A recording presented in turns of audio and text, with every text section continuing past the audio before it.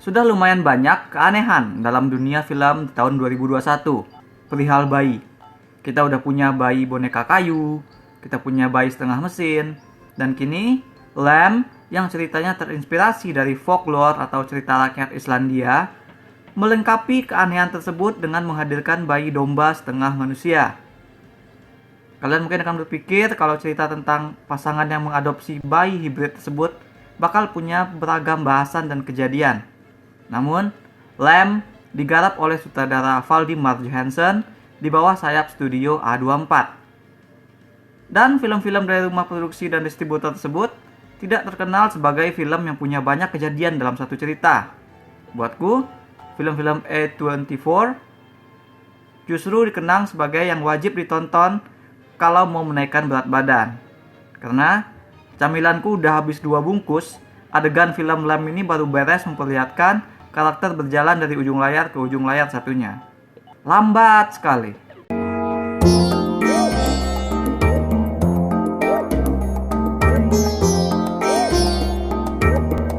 Film-film A24 termasuk film Lamb ini, meskipun flow-nya lambat, tapi sangat poetik. Visualnya dirancang untuk benar-benar nge-entrance kita. Sebab visualnya itulah yang jadi pintu masuk kita terhadap perasaan yang digambarkan. Cerita Lamb bersetting di rumah peternakan di pegunungan. Pemandangan padang rumput yang luas, bukit-bukit yang senantiasa tertutup kabut, dan langit abu-abu yang membentang. Semua itu dicat ulang oleh film dengan warna yang menimbulkan kesan tak nyaman. Warna dalam artian nada itu, tone. Atmosfer lingkungan tersebut terasa mengekang. As far as bagaimana sebuah konsep memenuhi fungsi, film ini berhasil. Walaupun fungsinya tersebut tidak enjoyable bagi kebanyakan penonton. Apalagi ketika dua karakter sentral mulai diperkenalkan kepada kita, yaitu pasangan pemilik peternakan domba, si Maria dan Ingvar. Semua mood yang digambarkan yang nyampe kepada kita bersumber dari dua karakter ini. Lamb meletakkan kita begitu saja di ruang dapur mereka, tidak mengetahui mengapa mereka terasa begitu dingin, begitu somber, tidak bergairah.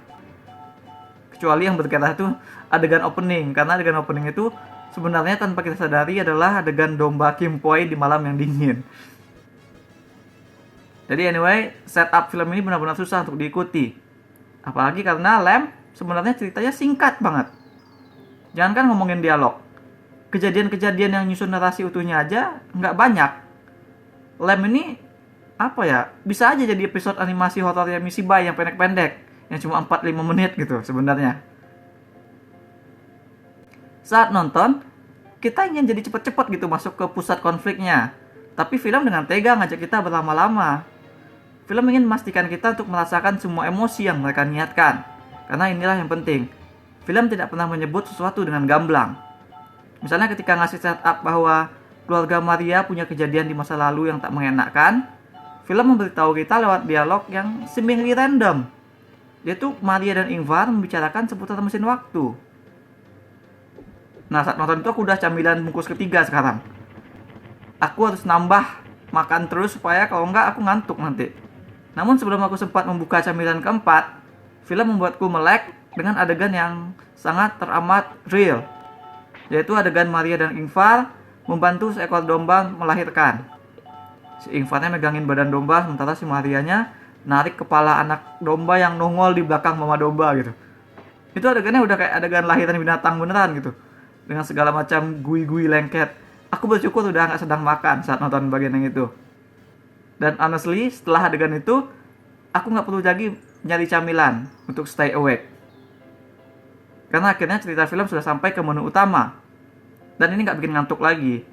Kali berikutnya ada domba yang melahirkan, Maria dan Ingvar mendapati sesuatu yang membuat mata mereka membelalak. Dan film ini cerdas gak langsung ngasih kita lihat apa yang mereka lihat.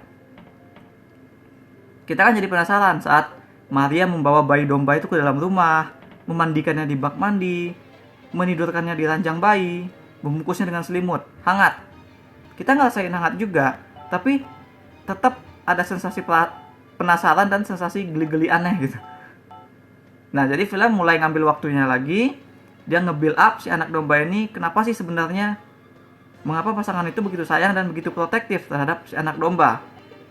Nah itu tuh kita nggak ngeliat utuh anak dombanya seperti apa, cuma kepalanya doang. Saat mama domba mengembek di luar jendela, suami istri itu musir.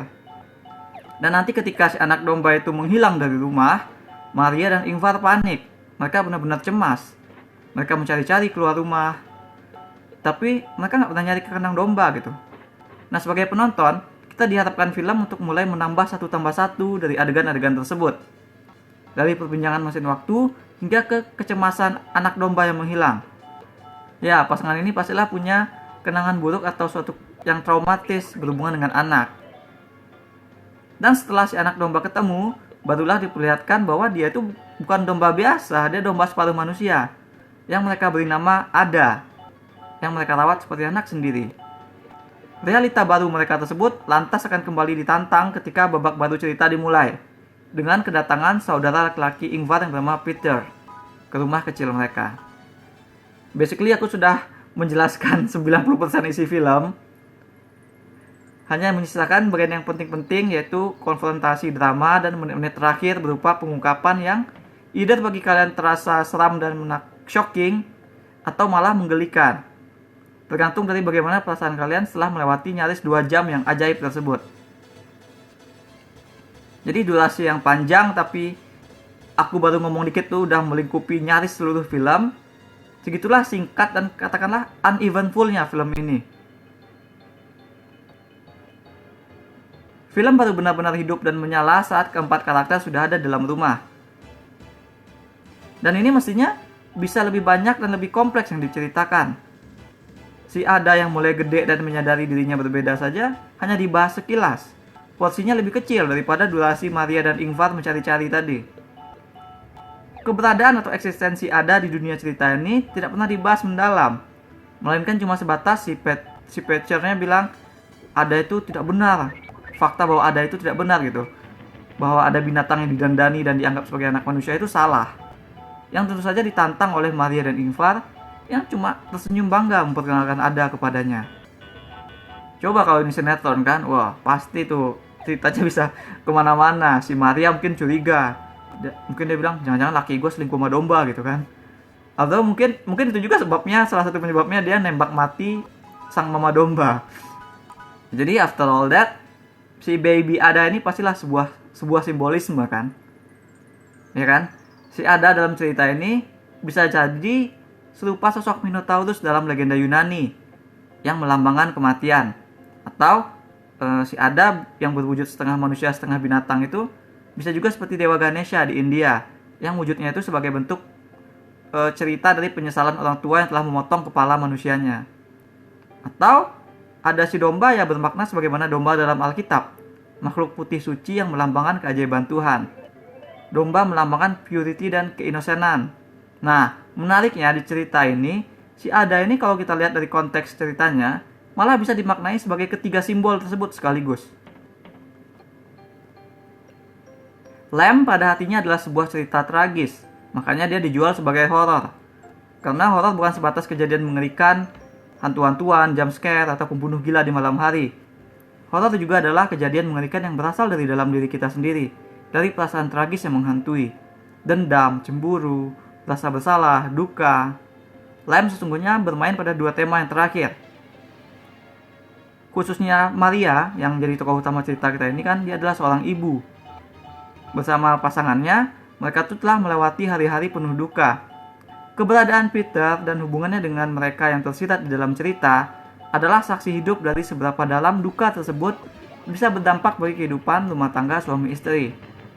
Untuk tidak mengatakan terlalu banyak, Ada si bayi domba bagi Maria dan Ingvar lebih dari sebuah kesempatan kedua.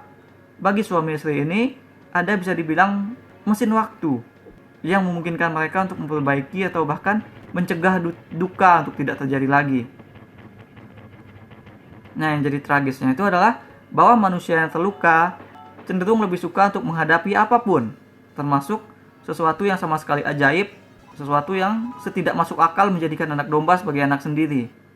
Menghadapi semua kecuali kenyataan pahit itu sendiri. Film ini nggak segan-segan ngasih hukuman untuk orang seperti itu.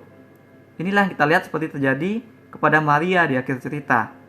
Lamb sesungguhnya adalah dongeng rakyat penuh moral, tentang orang yang jadi kehilangan begitu banyak karena mereka berkubang dan tidak membenahi diri setelah kehilangan yang pertama. Puitis, tragis, humanis. Film ini bukan hanya punya bobot, tapi juga penuh oleh ruh-ruh seni. Dia bercerita lewat visual.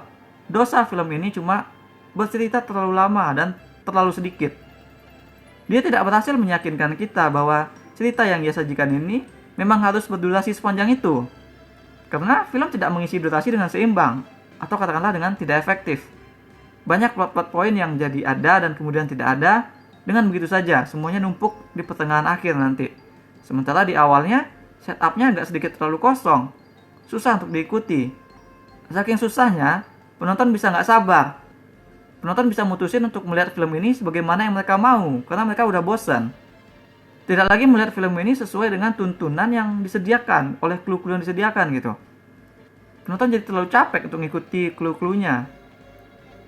Akhiran film yang mengejutkan itu, misalnya, aku nggak kaget kalau nanti ada penonton yang menganggapnya lucu alih-alih tragis. Aku berikan 6 dari 10 bintang emas untuk Lamb. That's all we have for now. Bagaimana pandangan kalian terhadap pilihan-pilihan yang dilakukan oleh Maria? Apakah di mata kalian, Maria adalah seorang ibu yang baik? Share with us in the comments. Jangan lupa hit like dan subscribe supaya tak ketinggalan review-review dan playthrough lain. Kunjungi mydersit.com untuk baca review dengan lebih detail. Kalian bisa juga kunjungi store mydersit di ciptaloka.com. Ada banyak kaos dan pernak-pernik custom yang unik, mulai dari film, game, hingga wrestling. Thanks for watching. Remember in life, there are winners and there are losers. Bye.